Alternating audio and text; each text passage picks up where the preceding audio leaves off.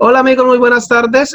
Sean todos bienvenidos nuevamente a mi canal de YouTube. Yo soy Jenner Ursuk, activista político, defensor de derechos humanos y exiliado en París. Y hoy estamos con un invitado muy especial. Me puse corbata para mi invitado porque en verdad es un invitado muy especial. Hoy estamos con el profesor Alexander Morea. Muchos recuerdan al profesor Alexander Morea por la Marcha a La Haya. Profesor, buenas tardes y bienvenido a mi canal. Buenas tardes, Jenner, gracias por la invitación y muy feliz de volverte a ver. Que así sea por este espejo y no frente a frente como siempre nos hemos visto. Bueno, creo que nos debemos un café, nos debemos una llamada y nos debemos muchas cosas. Y esto para contarle a las personas que nos están viendo que con el profesor Alexander Morea hemos realizado varias actividades a nivel internacional, siempre en favor de Colombia.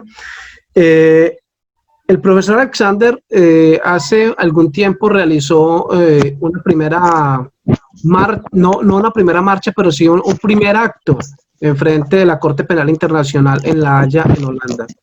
Este acto produjo como resultado que el expresidente Álvaro Uribe Vélez le enviara un mensaje diciéndole que estaba muy joven para ser tan bandido. Cuéntenos, Alexander, a todas las personas que lo están viendo por este medio, cómo comenzó toda esta odisea de La Haya, porque fue en esa época que comenzó toda esta odisea, y cómo terminó también todo este encuentro con el expresidente Álvaro Uribe Vélez. Bueno, Jenner, sí, eso fue hace ya 2 años casi, en el 2018, la misma semana en la que se le anuncia al expresidente que comenzará el proceso penal en su contra. Esa misma semana, pues el presidente Santos había inaugurado el estatuto de oposición finalmente en Colombia. Casualmente el presidente estaba convaleciente en esos días. Bueno, en ese caso el expresidente Álvaro Uribe estaba convaleciente por una caída del caballo, lo que se había tenido. Y me acuerdo mucho porque justo cuando sale esa novedad de que a él le van a iniciar el proceso penal, pues yo ya venía organizando una acción de litigio ciudadano con otros compañeros y compañeras de acá de Holanda ante la Fiscalía de la Corte Penal Internacional. Entonces, entre los puntos a solicitar en esa acción se encontraba indudablemente el hostigamiento a testigos, de los cuales el expresidente Uribe había participado directa o indirectamente. Yo ya tenía conocimiento de esas actuaciones. Y cuando anunció esa acción con alguna amiga periodista que escribe para el New York Times, por la mañana ya se el anuncio, pues porque yo no tenía ningún tipo de audiencia ni nada, pues a las 2 horas es cuando recibo un mensaje privado del expresidente donde básicamente me intimida para que pues frene la actividad de litigio que lo pondría a él en el ojo pues jurídico, digamos, o en el ámbito internacional de la justicia penal en La Haya. Entonces, en ese momento, yo no creo que eso esté pasando. Me parece que yo estoy en una novela de García Márquez, porque me parece risible que un expresidente llegue a esos niveles de alguna manera como de persecución o de amenaza. No sé. Sí, pues porque finalmente sí, yo estoy aquí en Holanda, pero yo no estoy ni involucrado ni tengo arte y parte en todo el proceso penal. Entonces, yo lo único que estaba haciendo era un movimiento ciudadano. Y luego de eso, pues entonces, sí, la cosa se torna un poco más complicada porque no solo luego será el mensaje del expresidente, sino que ya luego serán los efectos colaterales de quienes lo apoyan. Y hubo un muy mal momento, un sinsabor para mí, para mi familia en Colombia, al punto que no pude regresar al país ese año y tuve que solicitar al menos eso, solicitar que mi familia primaria en Colombia tuvieran protección por parte de amenazas que habían ocurrido en la ciudad donde ellos estaban, amenazas de muerte. Sí. Entonces, en ese ámbito enrarecido de amenazas, de episodios, comenzó esa historia de la marcha, no, pero del litigio ante la Corte Penal Internacional, y así quedó, o así me fui quedando en la memoria colectiva, al menos en redes sociales, Sí. el profesor que de alguna forma ciudadano movió una iniciativa de visibilidad para que Sí. instancias judiciales internacionales pusieran atención digamos, a los asesinatos de líderes sociales y evidentemente la situación jurídica del expresidente. Claro.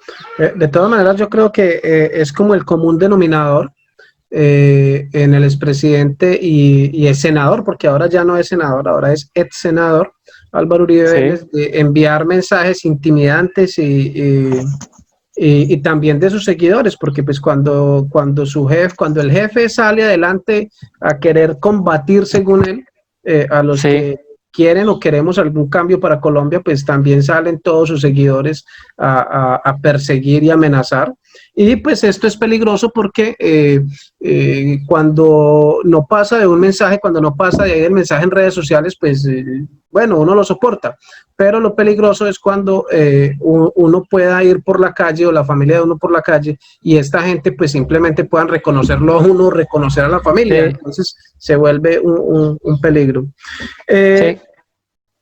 Profesor, la gente en Colombia hoy lo recuerdan mucho a usted y recuerdan a muchas personas por una acción que realmente fue una hazaña. Yo siempre lo veo como una hazaña y cuando estábamos colaborando con usted y con todas las personas para este evento, yo siempre dije, esta acción que estamos realizando va a ser una acción que en el futuro en las escuelas les van a contar a los niños que esa acción tuvo lugar. Yo estoy hablando de la Marcha a la Haya.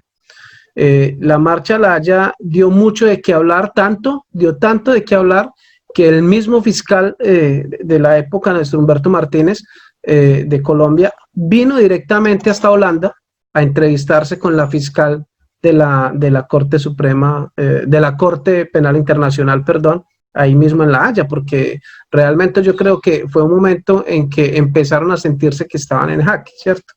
Sí. Esta acción fue muy hermosa porque logró reunir allá en su país, en el país donde usted está hoy, logró reunir a más de 1000 personas, no sé, habían 1200, 1300 personas que llegaron allí de muchos países del mundo, colombianos todos, y que llegaron a apoyar esta causa porque era como la primera vez que lográbamos un efecto a nivel internacional para aglomerar a tantas personas en torno al cambio de Colombia.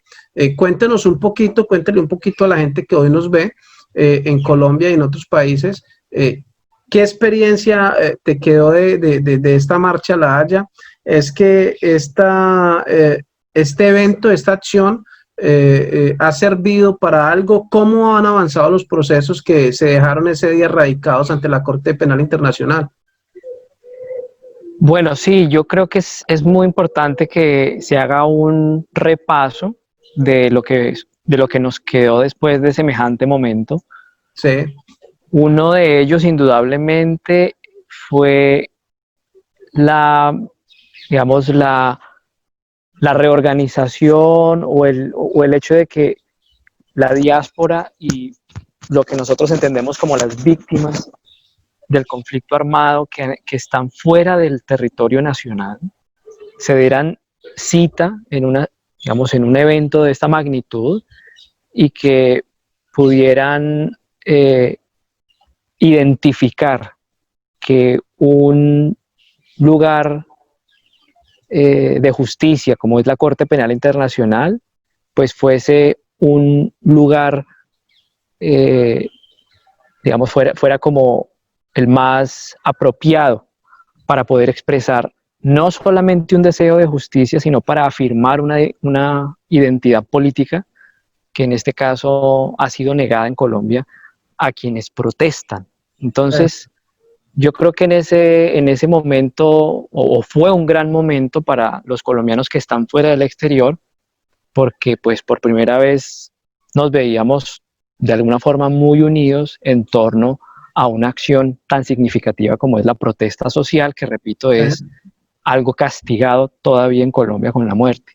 Sí. Entonces, en cuanto a lo que fue la acción jurídica, digamos que no fue como esperábamos, porque nosotros, aunque trabajamos con muchísimo empeño, un gran número de personas, para poder documentar tanto como se pudo casos de asesinatos de líderes sociales, hicimos muchísimo énfasis en las personas que están detrás de los desplazamientos forzados en el Chocó, en Medellín, en el Cauca. Y a pesar de que logramos documentar todo eso, muchísima de esa iniciativa o muchísimos de esa documentación, de alguna manera,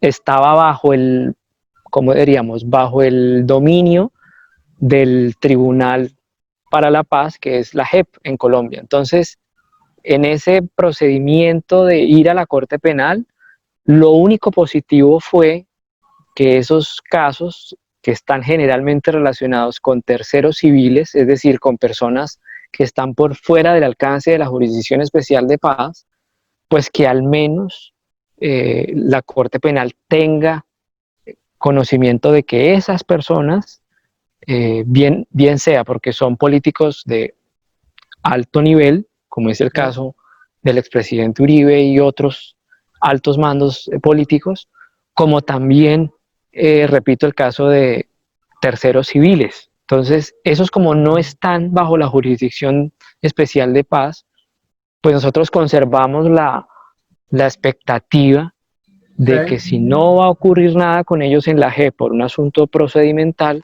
pues que la Corte Penal sí al menos tenga conocimiento y pues que evalúe pues las documentaciones que varias de estas organizaciones sociales han traído.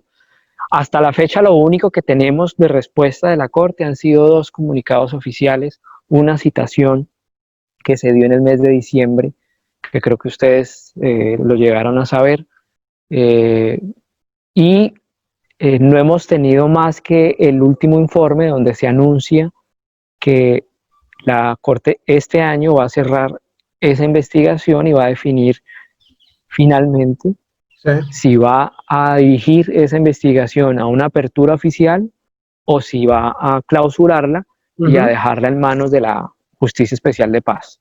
Eso pasó también en diciembre del año pasado. Sí. Profesor, hay una pregunta que las personas se hacen a diario en Colombia en redes sociales, y es si, y sobre todo ahorita último con el tema del proceso que se ha adelantado, que se adelanta contra Álvaro Uribe Vélez, y que permitió o ha llegado hasta el punto en que se encuentra detenido en su propia casa, ¿cierto? Sí. Pero la gente se pregunta si la Corte Penal Internacional en algún momento van a llegar hasta el punto de investigar, o por qué no decirlo, juzgar al expresidente Álvaro Uribe Vélez por delitos de lesa humanidad, porque todo el mundo sabe que hay muchas investigaciones que están en curso en Colombia, que están detenidas, pero que están ahí por hechos tan graves como el hecho de la masacre del Aro, como por ejemplo esa, por citar una de tantas, ¿cierto? Y que la masacre del Aro pues ya fue, ya hay un fallo que dice que la masacre del Aro es un delito de lesa humanidad, y la gente se pregunta a diario eso. ¿Es que usted piensa que la Corte Penal Internacional va a llegar en un momento a eso? Bueno, digamos que en teoría la Corte Penal Internacional podría ocuparse de un caso como ese, como el del expresidente, en tanto que se lograra demostrar que la justicia ordinaria colombiana, justicia penal ordinaria, pues no quiere o no gestiona o no actúa en consecuencia para Sí. perseguir un crimen de lesa humanidad. Ujú. Ese litigio le corresponde hacerlo, pues como lo ha venido haciendo todas esas organizaciones jurídicas que han llevado juiciosamente este caso Sí, también ante la Corte Penal, eh, y lo que tendría que evidenciarse es precisamente que la justicia ordinaria colombiana sí. y la justicia especial para la paz, pues se encuentran incompetentes Ujú. para poder perseguir toda la red criminal de lesa humanidad que en el expresidente Uribe se mueve o se movió en su momento. Sí. Entonces, si esa incapacidad jurídica, que es muy viable y muy posible demostrarla, diría yo, lo único que requeriría, y eso pues ya es para asuntos más técnicos, eso es lo que hay que demostrar frente a la Fiscalía. No hay que demostrar si él es o no es un criminal de lesa humanidad, sino que hay que demostrar que esas 280, 270 investigaciones que son de orden 293. 290 93. investigaciones de carácter penal eh, involucradas en delitos de lesa humanidad no han sido perseguidas satisfactoriamente, eh, dado que las razones por las que no se persigue eso es porque hay aniquilamiento de testigos, intimidación, corrupción de justicia, que son los delitos que ahorita está enfrentando el expresidente, pues esas deberían ser las razones de peso que deberían mover, ¿no?, a la Fiscalía de la Corte Penal Internacional a entender que el último resorte de justicia nacional está quebrado para poder dar respuesta a una investigación de un tamaño como la de Ujú. un máximo responsable, como lo sería en este caso, quien Claro. comandó todo un proyecto político que pues ha dejado a todas luces evidencias de graves delitos de lesa humanidad. Claro. Eh, Posterior a la acción que se llevó a cabo en la Haya y de la cual yo participé activamente en lo más que pude, se realizó también un evento en noviembre del año pasado en Ginebra ante la ONU. Sí. Eh, ¿Qué nos quedó de esa acción en Ginebra, donde por cierto nos acompañó el senador Iván Cepeda? Sí, Y donde también se reunieron personas de varios países. No fue tan numerosa como la Haya, pero también hubo un acompañamiento masivo de ciudadanos que buscan desde el exterior un cambio para el país. ¿Qué nos quedó de ahí? bueno, de lo que fue este espacio de la Oficina de Expertos de la ONU, lo que nosotros procuramos en esa ocasión fue que se incluyera dentro del informe que se presentó justo antes de pandemia o durante la pandemia, que en ese informe quedaran documentadas pues todo lo que quedamos, digamos, todo lo que hemos venido documentando ante la Corte Penal Internacional.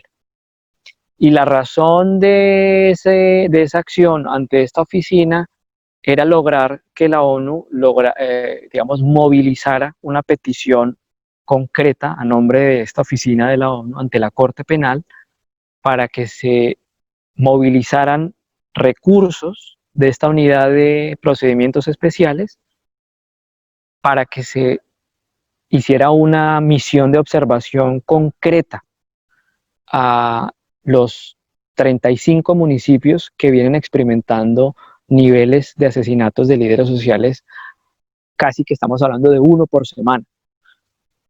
El resultado de esa acción fue, digamos, pues eh, únicamente que consiguiéramos una audiencia para el mes de para el mes de marzo, en Ginebra, que fue digamos, era la reunión general de la ONU, pero justo la cancelan por la pandemia.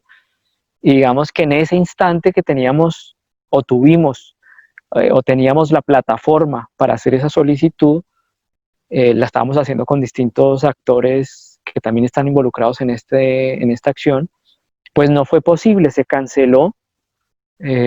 Así que después de eso no ha podido ocurrir, digamos, o no pudimos hacer efectiva esa solicitud que esperábamos fuera esa, que la ONU directamente interlocutara con la Corte Penal Internacional para que se lograra digamos, un modus operandi que funciona en casos donde los países que están incursos en situaciones gravísimas de derechos humanos, de violación de derechos humanos, pues tengan unas misiones de observación concretas, que no están ni siquiera en el paquete de autorizaciones que hace el gobierno de la Oficina de Derechos Humanos de la ONU, sino que están adjudicadas a peticiones muy concretas que hace la ONU cuando los delitos son sumamente graves, que es lo que está ocurriendo en Colombia.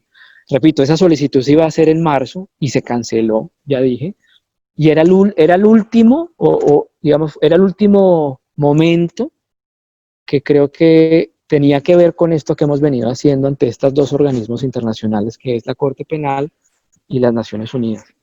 Esperamos que ahora que se normalice un poco todo, esperamos, pues puedan hacerse de nuevo estas acciones para ver si al menos logramos eso, repito, que estos dos organismos internacionales se entiendan con respecto al asesinato masivo de líderes sociales en Colombia.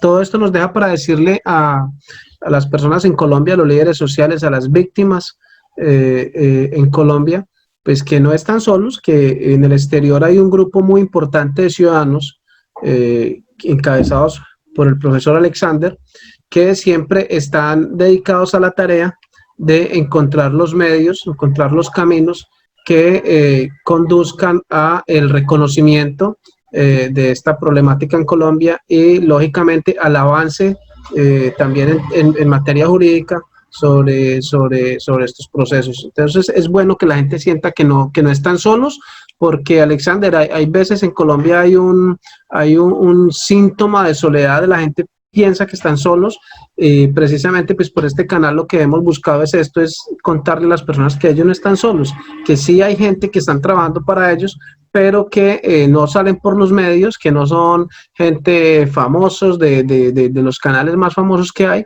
pero que sí hay gente muy importante acá dedicada a esta gran labor, que lo hacen de manera gratuita y que lo hacen solamente porque tienen un sueño, tenemos un sueño también de cambiar el país, de construir un país mejor y que cese el asesinato de líderes sociales, porque yo creo que esa es una de las principales banderas que se tienen desde el exterior, Alexander. Para pasar a otro tema, yo quiero preguntarle por su visión de país, por cómo construir el país que necesitamos hoy. Vemos que hay una revolución política ahorita a 2 años de las próximas elecciones presidenciales.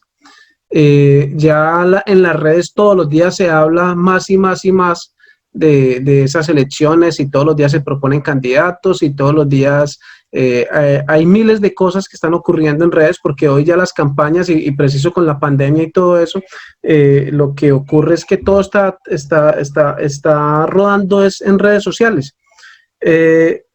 Cuéntenos, profesor, ¿cuál es su visión de país? ¿Cuáles son sus consejos? ¿Cuál es su concepto de cómo construir ese país que queremos y que más que queremos que necesitamos? Bueno, es una pregunta muy bonita y una pregunta inspiradora. Creo que con lo que puedo decir, quisiera más como profundizar la pregunta para que quienes nos oyen imaginen conmigo el país que está palpitando ya, porque es que el país que estamos imaginando, muchos colombianos y colombianas, digamos que ya está palpitando, ya lo sentimos venir, lo sentimos materializarse, cada vez hay una suerte de vibración emotiva alrededor de unos proyectos muy concretos de país, de ideas, de imágenes que queremos para el país. Y creo que, ya digo, lo único que hay que profundizar es la sensibilidad política.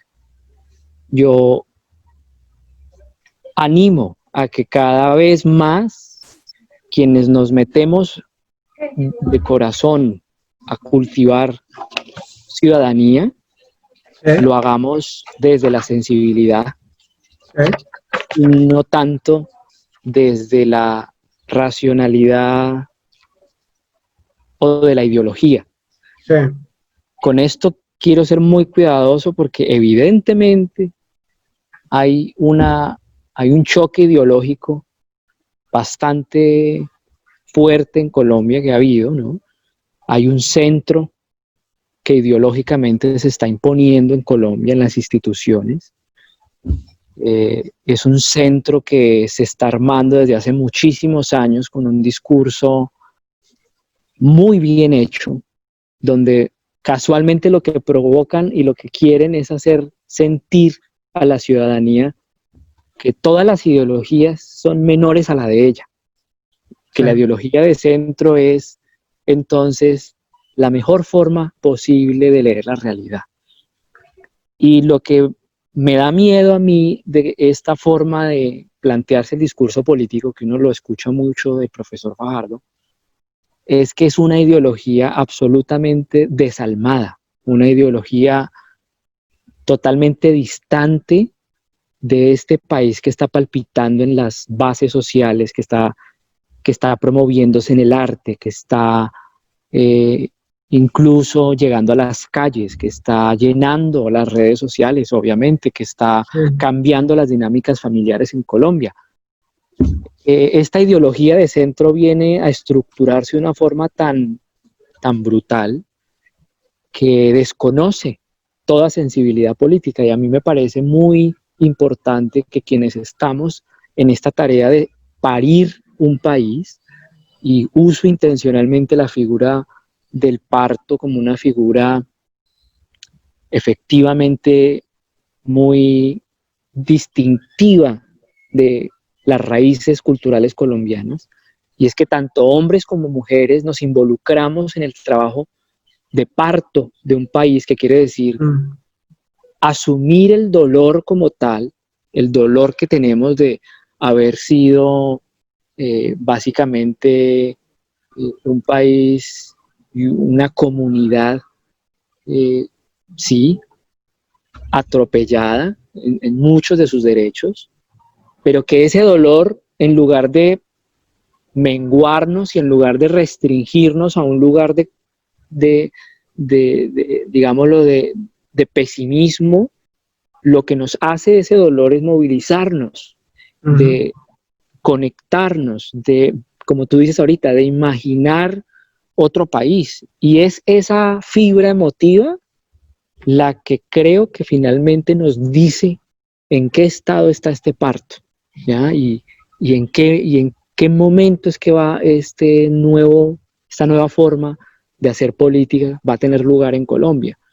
Entonces, juego mucho con la imagen, ya dije, de las parteras, porque siento que estamos precisamente en un momento tan álgido de dolor en Colombia, que la salida no es, como creen algunos, de la Comisión de la Verdad, que es de ocultar tanto como se pueda los ánimos y de fraguar el dolor y de tenerlo prácticamente como en grado de sedación. Yo estoy en absoluto desacuerdo con esa forma ideologizada del dolor y me opongo rotundamente a ella, porque precisamente se imagina un país en la medida en que nos dolemos con él y que nos movemos en ese dolor dignamente.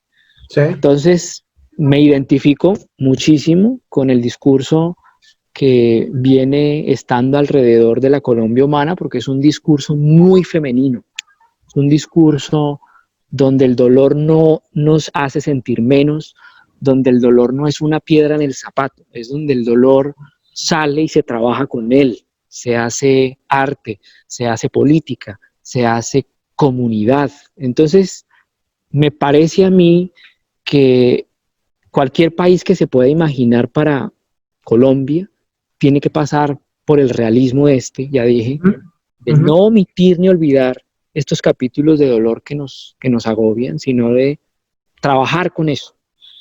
Y para eso no nos va a servir el centro. El centro lo único creo que lo que sirve es para hacernos pasar por el papel y la burocracia todo. Entonces, ese país no nos sirve, ese país es el que actualmente está permitiendo el desfalco, permitiendo la tragedia, que es un país de papel, es un país de procedimientos, de protocolos, un país de abogados. Y ese no es el país, ya digo, de las parteras, ese no es el país de nuestras madres, ese no es el país de nuestras hermanas. Yo creo que imaginamos un país abierto a trabajar, ya digo, con el dolor que todos traemos de esta patria en dolor. Y bueno, en la medida que podamos expresar y tengamos espacio, ya digo, de expresar ese trabajo con el dolor desde el activismo, desde el arte, desde la política, incluso desde la misma fe, pues vamos a tener que dar a luz una nación, creo yo, completamente distinta. Entonces, ojalá se nos cumpla ese deseo, esa ilusión, y bueno, yo creo que en eso estamos, tanto afuera como dentro del país. Sí, lógicamente. Alexander, ¿cómo unirnos para lograr un gobierno favorable a la necesidad de dignidad que tiene el país? ¿Y por qué le digo yo esto? Porque ahorita el país lo decía hace un momento, convulsiona nuevamente políticamente en la necesidad de algunos de querer poner en lo más alto ciertos nombres para llevarlos lógicamente a manejar el país, ¿cierto? Todos ellos, o la mayoría de ellos, haciéndose pasar por alternativas. Entonces todos hablan de que quieren hacer gobierno alternativo y de que somos alternativos y mi nombre es alternativo, pero en la realidad yo creo que no es así. Entonces, ¿cómo unirnos y cómo identificar que esas alternativas en realidad sí buscan lo que nosotros también queremos, que es la dignidad de Colombia? Sí, yo frente al tema de la unidad del progresismo, siempre me he tornado muy crítico porque he escuchado de parte de voces muy autorizadas de la izquierda colombiana que creen en una unidad, le llaman ellos orgánica, que es una unidad que ellos imaginan muy parecida a la del centro, que es una unidad de procedimientos, de protocolos, una unidad que pareciera ser efectiva en tanto que demuestra resultados como los que se demuestran en una ONG. Y yo particularmente ante esas formas de unidad siempre me he mostrado muy crítico y pesimista, porque ya te estoy repitiendo lo que dije ahora, la política que estamos promoviendo nosotros, muchos de nosotros, no cabe en un papel. Entonces, como no cabe en un papel, es difícilmente limitable a lo que llaman una unidad. Entonces, yo creería que podríamos imaginar también, con otra palabra, con otra figura, lo que en algún momento hemos querido denominar, no sé si la palabra convergencia a veces dice un poco más que unidad, que tiene que ver con con ese convite, con esa junta, con ese encuentro de voluntades, que no es necesariamente un encuentro bajo una bandera, bajo un nombre, bajo un logo, bajo una junta oficial, digamos, no. Sí, A mí me gusta la palabra minga, que fue lo que precisamente así nombramos y bautizamos en la liturgia en La Haya, como la minga, como una sí, práctica espiritual donde quienes se encuentran lo hacen porque sienten el amor hacia quienes están ahí. No lo hacen por un objetivo, no lo hacen por una meta es o no lo correcto. hacen por un proceso que llaman, no, es un asunto emotivo y de fibra absolutamente cultural. Entonces yo invitaría a que nos pensáramos un movimiento político como creo que la Colombia Humana lo ha sido. La Colombia Humana precisamente ha promovido tal apertura Sí, en el encuentro de las voluntades políticas y de los sujetos políticos, no sobre la base incluso de procedimientos y procesos y objetivos, sino sobre el puro amor de ver despertar sí, y además de la lectura del país, que también me parece fundamental, que todos nos concentramos a conversar, a minguear, a palabrear el país, porque el colombiano es por esencia un palabrero, es alguien que sí, necesita la conversación, que necesita escucharse. Entonces, para mí, creo que la unidad vendrá en tanto nos demos la posibilidad de aprender a conversar, sí. que es lo que no nos permite a veces los partidos. Los Sí. partidos coartan la conversación Ujú. porque, pues porque, pues porque así nos enseñaron que así se hacía política. Sí. Pero fíjese el resultado que dio la Colombia Humana, casi 8 millones de votos, Ujú. y ninguno de esos 8 millones de votos se acredita una bandera política o partido o procedimiento, porque es que no existe, así no funciona la emotividad colombiana, así no funciona nuestro etos, nuestra forma de entender el mundo. Ujú. Entonces, esa unidad vendrá en la medida que nos enamoremos Sí. profundamente de, de ese país que está palpitando ya entre nosotros. O sea, yo sé que cuando yo hablo parezco muy metafórico, pero lo hago intencionalmente porque Ujú. creo que ese fue el secreto de ese 2018 en el que tú y yo participamos, viendo ese Claro, país vibrar como vibró. claro, Eso no se había exactamente. logrado antes. Exactamente.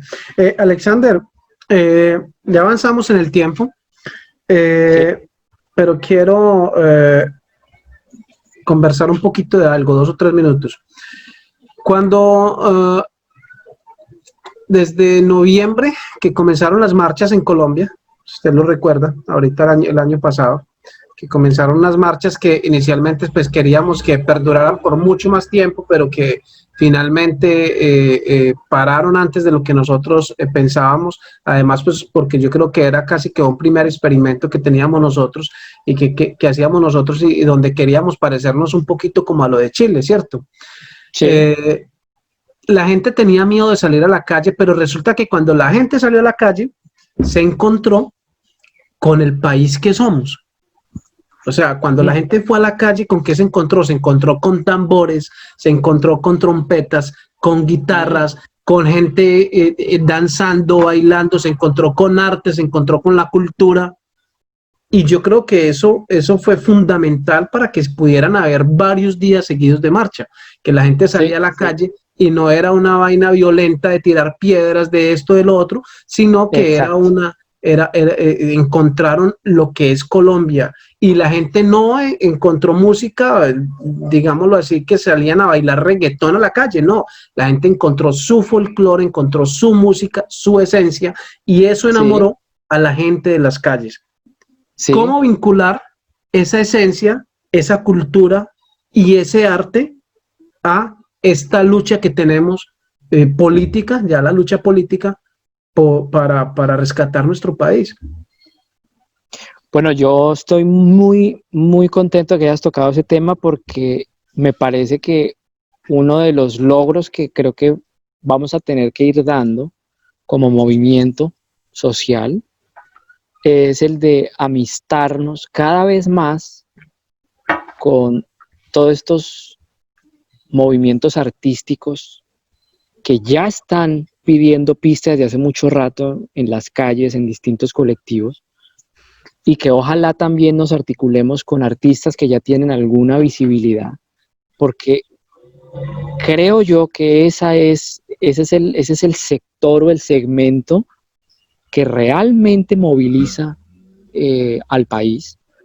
Entonces, yo creería que de lo que vimos en noviembre, que fue grandioso, fue monumental, podemos aprender mucho de lo que se viene ahora en pandemia, y es que al movimiento social hay que saberlo cultivar culturalmente, y eso implica que todos nosotros nos demos a la tarea de explorar nuestros propios gustos, nuestra propia identidad cultural, y que la exploremos ojalá en conjunto, en grupo, abiertamente, que no nos dé pena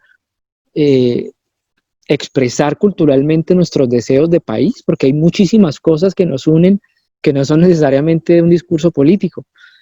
Entonces, en la medida que eso lo logremos activar, que son distintas formas, ¿no? Está la música, está la literatura, está nuestra propia riqueza botánica, o sea, es muchísimo. Estamos hablando de que nosotros somos el país más biodiverso que existe en este planeta. Exactamente.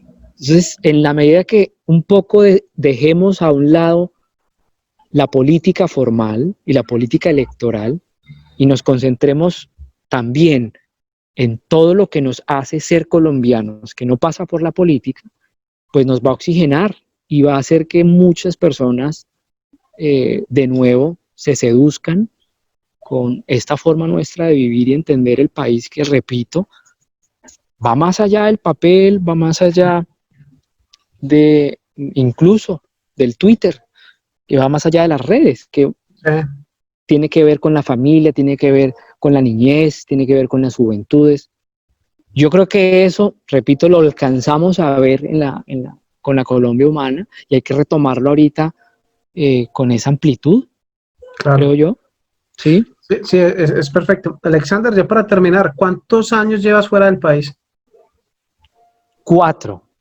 No, mentira, ya voy para 5 años. Dios mío, ya voy a completar 5 años. ¿Qué extraña de Colombia? Mi familia, evidentemente. Y pues claro, mis amigos, mis amigas. Sí.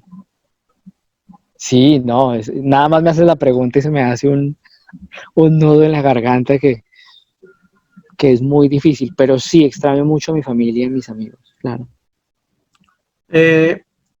Si hubiera un gobierno alternativo que nos permitiera las garantías de regresar a Colombia en seguridad, ¿estaría dispuesto a regresar a Colombia a ayudar a construir ese país?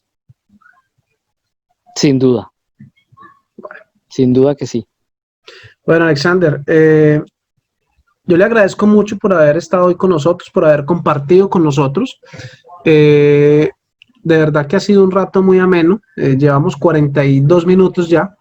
El tiempo se ha pasado muy rápido contigo. Creo que tenemos mucho para charlar. Tenemos muchas cosas de qué hablar sobre Colombia. Creo que este tipo de reuniones se tienen que seguir dando para que los colombianos que nos ven entiendan las formas que tenemos al alcance de la mano para coger y para hacerlas propias y poderlas llevar a cabo y ayudar entre todos a construir ese país. Alexander, despídase de nuestra audiencia, por favor. No, a toda la audiencia que acompaña a Jenner en su activismo político y en su lucha por los derechos humanos, les quiero decir que es un hombre maravilloso, es un joven, yo lo veo joven, tan joven como me veo Uribe a mí. Es una persona que realmente tiene un corazón gigante, él vibra, llora y sufre y también se goza con el país. A mí me honra que me llames tu amigo, y a mí siempre me pone muy alegre contar con con ese cariño que tú siempre me has tenido, y te lo agradezco, y también agradezco entonces a tu audiencia que también te quiere montones, y te deseo muchísimos éxitos en este programa, tanto también como en cada una de las actividades de, digamos, de defensa de derechos humanos que has tenido valientemente desde París. Así que te agradezco enormemente y te envío un abrazo. Yo quisiera abrazarte acá mismo, como sabes que yo hago, pero pues no puedo, pero te mando mi cariño y te agradezco un montón la invitación. No, no, Alexander, yo creo que en esta vez soy yo quien te da las gracias por toda la lucha que has dado por Colombia. En lo que he podido acompañarte, siempre he estado ahí y seguramente en los futuros procesos, en las próximas actividades, cuando toda esta pandemia termine, pues ahí vamos a estar de nuevo acompañándote y luchando brazo a brazo por ese país y que la gente entienda que aquí lo importante no es Jenner Úsuga, lo importante no es Alexander Morea, aquí lo importante es Colombia y nuestra lucha es esa, y no solamente estoy yo, no solamente está Alexander, hay un sinnúmero de personas muy importantes, muy significativas, que poco a poco van a ir pasando también por este canal y que su único interés realmente es cambiar a Colombia. A toda la audiencia, muchísimas gracias por habernos visto. Si les gustó el programa, si les gustó nuestro invitado, entonces denle manito arriba, por favor. Los invito a que se suscriban a mi canal. Les recuerdo, yo soy Jenner Úsuga y este es mi canal de YouTube. Muchas gracias y chao, chao. La Colombia Humana Europea. Aquí tengo a Edwin y a Milena. Edwin, el hombre que lideró la marcha en La Haya, viene de Ámsterdam. Yo dejar que Edwin se presente y Milena también nos cuenten la palabra de la diáspora. No, está, bueno, mucho gusto para todos ustedes, Edwin y a mí. Llegué de Holanda ayer, primera vez que venía a Valencia, y testigo de ver toda esta vibración de gente que quiere construir un país, nuevas generaciones, y pues con todas las ganas para seguir promoviendo la agenda internacional de la Colombia Humana aquí en Europa.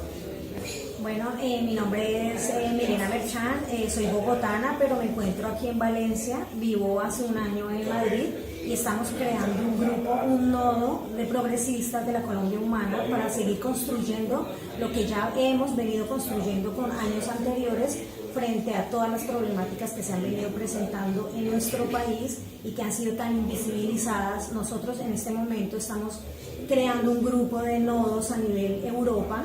Estamos reunidos Francia, Alemania, España, de España Valencia, Barcelona, Madrid, con el propósito de seguir trabajando en conjunto para continuar con este trabajo que está unido de la mano de la Colombia Humana en Bogotá, en Barranquilla, en Cartagena. Entonces les animo para que continuemos con esta lucha. Apenas esto está comenzando, pero se ve muy bien porque ya nos estamos uniendo uno a uno y eso es importante para que ustedes también hagan parte de esta lucha y no desfallezcan, ¿vale? Un saludo. Esta noche estamos poniendo en común un sueño largamente acariciado, una nueva Colombia, una Colombia humana. Estamos con Ámsterdam, Holanda, los Países Bajos, en cabeza del compañero Edwin y otros compañeros. Queremos dejar dos mensajes. Uno, la diáspora existe, la diáspora es paz y la diáspora es poder ciudadano. Queremos colocar esa reflexión en el centro de la mesa para descubrir qué somos, qué podemos y cómo aportar a ese sueño colectivo. Saludos para todos, compañeros. Todos por una Colombia libre y humana. Hasta luego. Chao.